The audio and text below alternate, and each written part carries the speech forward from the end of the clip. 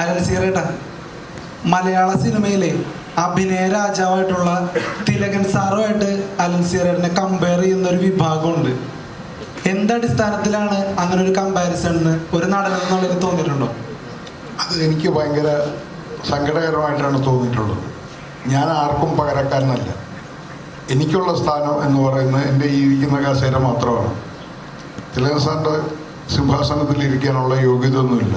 ഒരാളെ നിങ്ങൾ താരതമ്യം ചെയ്തത്.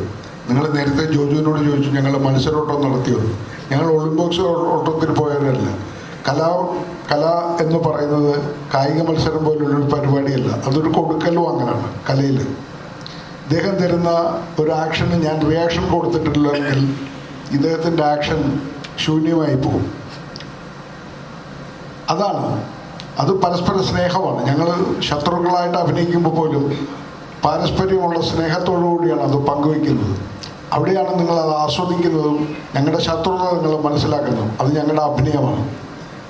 അല്ലാതെ കായിക ഓട്ടത്തിൽ നേരത്തെ ജോജു പറഞ്ഞതുപോലെ ഓടി തോൽപ്പിക്കാനും ആരെയും തോൽപ്പിക്കാനും ഞങ്ങൾ ആരും മത്സരിക്കാറില്ല. അങ്ങനെ ഒരു മത്സരം ഞങ്ങളുടെ ഈ സിനിമയിലോ എൻ്റെ ജീവിതത്തിലോ ഞാൻ ഉണ്ടാക്കിയിട്ടില്ല. ഞങ്ങൾ ആരും ഉണ്ടാക്കിയിട്ടില്ല എന്നാണ് എൻ്റെ വിശ്വാസം. അത് മമ്മൂക്കയായാലും ലാലേട്ടനായാലും എല്ലാവരും.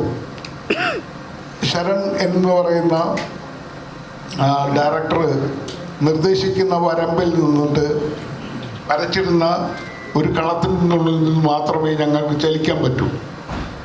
അദ്ദേഹത്തിനൊരു ഐഡിയ ഉണ്ടാവും.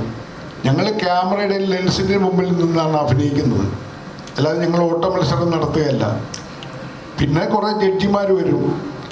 ആ 6 ജഡ്ജിമാർ വന്നിട്ട് ജൂറി മത്സരത്തിലിരുന്നിട്ട് ആ ജൂറി മോന്മാരിരുന്ന് പറയും ഇയാളാണ് മികച്ച നടൻ. അത് അവർക്ക് തോന്നിയതുകൊണ്ടാണ്.